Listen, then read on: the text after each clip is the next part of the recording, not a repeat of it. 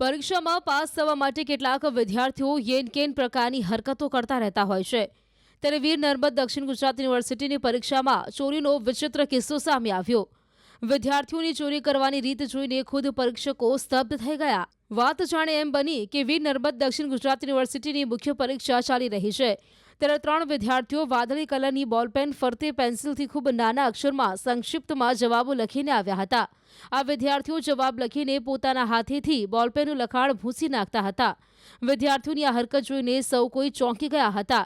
પરીક્ષામાં ચોરીનો આ અનોખો કિસ્સો ટોક ઓફ ધ ટાઉન બન્યો છે.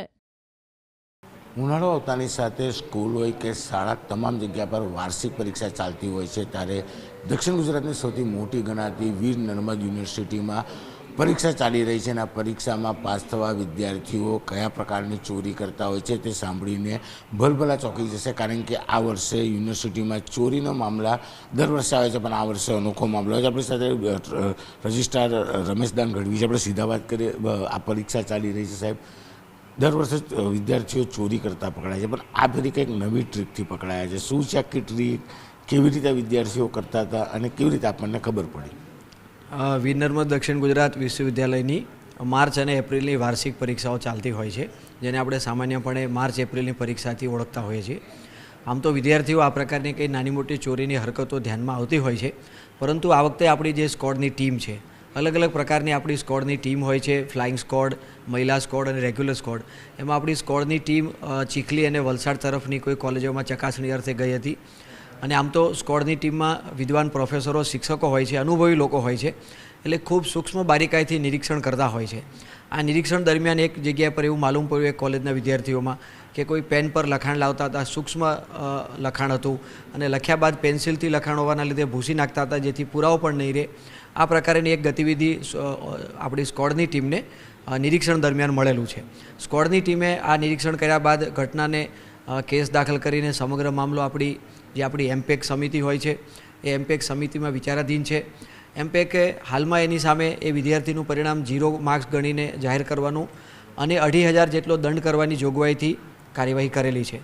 અને સમગ્ર મામલો એક્ઝિક્યુટિવ કાઉન્સિલ અને બોર્ડ ઓફ મેનેજમેન્ટમાં વિચારાધીન છે અને બંને સત્તામંડળના ઠરાવ મુજબ ચોક્કસ કાર્યવાહી આ બાબતે કરવામાં આવશે. એવું સાંભળ્યું હતું કે વિદ્યાર્થીઓ ચોરી કરવા નાના નાના કાગળ ઉપર નાના નાના અક્ષરો લખી નાખતા, બોલપેન પર લખવું એટલે કેટલું અઘરું હતું પકડવું, અને જો બોલપેન જોવામાં આવી તો કેવા પ્રકારની બોલપેન હતી, કેવી રીતે લખાતું હતું? ખરેખર મામલો અતિ ગંભીર જ છે અને આપે કીધું એમ સૂક્ષ્મ એક નાના પેલા પર લખવું એ ખૂબ અઘરી વસ્તુ હોય છે. છતાં પણ વિદ્યાર્થીઓએ આ પ્રકારનો કંઈ પ્રયાસ કર્યો હતો, પરંતુ આપણી સ્કોડની ટીમને ખરેખર અભિનંદન આપવાને ઘટે કે સ્કોડની ટીમે આટલું બારીકાઈથી નિરીક્ષણ કર્યું, સૂક્ષ્મ અને નાની વસ્તુને પણ પકડી એને કેસ દાખલ કર્યો છે.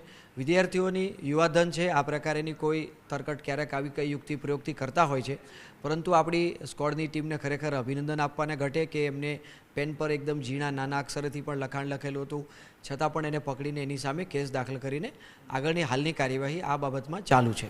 બિલકુલ, વિદ્યાર્થીઓ પરીક્ષામાં પાસ થવા અવનવી ચોરીના પ્રયોગ કરતા હોય છે, પણ આ ફરી ચોરીનો જે પ્રયોગ આવ્યો છે તે ખરેખર જોવાલાયક હતો. કારણ કે બ્લુ કલરની એક બોલપેન અને એના પર પેન્સિલથી એટલા ઝીણા અક્ષરે લખવામાં આવતા હતા, આખા દાખલા અથવા કહી શકાય કે જે વિષયો હતા એ વિષયનું લખાણ, એટલે કે નરી આંખે જોવું ખૂબ જ મુશ્કેલ હતું. અને જ્યારે પકડાય છે ત્યારે પેન્સિલથી લખેલું લખાણ હાથથી ભૂંસી નાખવામાં આવતું હતું. પણ ચોક્કસ સ્કોડના જે અધિકારીઓ છે તેમને આખો મામલો સામે આવતા હવે યુનિવર્સિટીમાં ચોરીની નવી ટ્રીક સામે આવતાની સાથે જ કાર્યવાહી પણ કરવામાં આવી છે. કેમેરામેન જીગર ગુગલ સાથે કીર્તેશ પટેલ, ન્યૂઝ 18 ગુજરાતી, સુરત.